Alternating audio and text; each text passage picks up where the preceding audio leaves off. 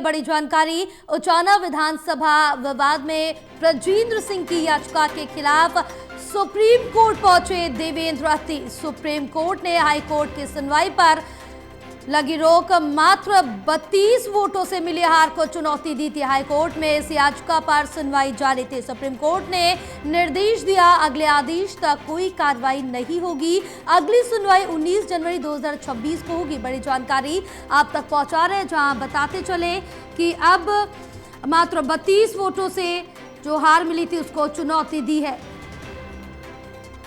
ब्रजेंद्र सिंह की याचिका के खिलाफ सुप्रीम कोर्ट पहुंचे हैं देवेंद्र अत्री। सुप्रीम कोर्ट ने हाई कोर्ट की सुनवाई पर रोक लगा दी है। मात्र 32 वोटों से मिली हार को चुनौती दी थी।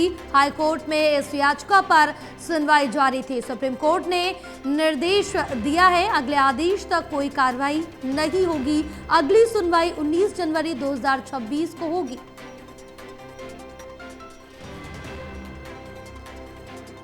तो बड़ी जानकारी आप तक पहुंचा रहे हैं, जहां उचाना विधानसभा विवाद को लेकर पूरा मामला है। ब्रजेंद्र सिंह की याचिका के खिलाफ सुप्रीम कोर्ट पहुंचे देवेंद्र अत्री।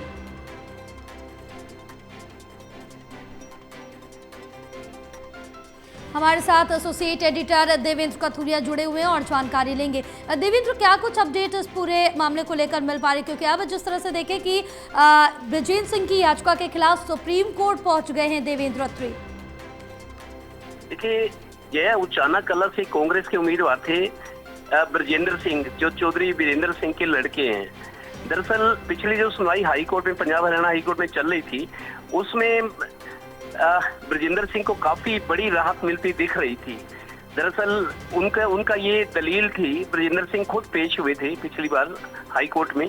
उनका ये कहना था कि चुनाव नियमों में ये प्रावधान है, अगर इनवैलिड वोटों की जो संख्या होती है, इनवैलिड वोटों से कम आंकड़े पर हार जीत हो, तो उस स्थिति में जो रिटर्निंग ऑफिसर होता है वो रीवेरिफिकेशन करेगा वोटों की। जो इनवैलिड वोट्स है उनको दोबारा चेक किया जाएगा और उसकी बाकायदा वीडियोग्राफी होगी, ये कहा गया है।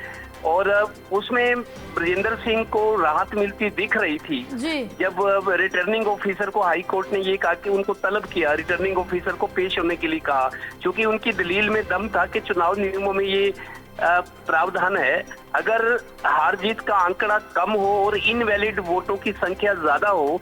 इस स्थिति में इनवैलिड वोटों की संख्या इस मामले में 215 थी, लेकिन हार जीत का आंकड़ा सिर्फ 32 था।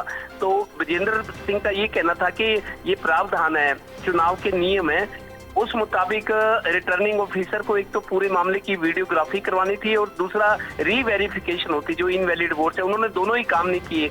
इस आधार पर हाई कोर्ट ने रिटर्निंग ऑफिसर उचाना कला जो थे चुनाव के टाइम, उनको तलब किया था, उनको बुलाया था डाटा लेके पूरा। लेकिन ये चल रहा था, अगली सुनवाई होनी थी, लेकिन इन द मीन टाइम जो बीजेपी के जीते हुए उम्मीदवार हैं, अब विधायक है वो देवेंद्र अत्री उचाना से, वो हाई कोर्ट का जो ये फैसला था कि रिटर्निंग ऑफिसर को तलब किया गया था, बुलाया गया था, हाई कोर्ट में पेश होने को कहा गया था और डाटा भी मंगाया गया था। तो इस हाई कोर्ट का जो ये जजमेंट, जो फैसला, जो आदेश था, उसके खिलाफ देवेंद्र अत्री सुप्रीम कोर्ट चले गए थे। अब सुप्रीम कोर्ट ने हाई कोर्ट में जो इस मामले की सुनवाई चली है उस पर रोक लगा दी है, अगले आदेशों तक भाई सुनवाई नहीं करेगा हाई कोर्ट। और जो रिट वहां देवेंद्र अत्री ने जीते हुए बीजेपी के उम्मीदवार ने लगाई है, उसको एडमिट कर लिया सुप्रीम कोर्ट ने और 19 जनवरी की सुनवाई की डेट मुकर्रर की है, तय की है।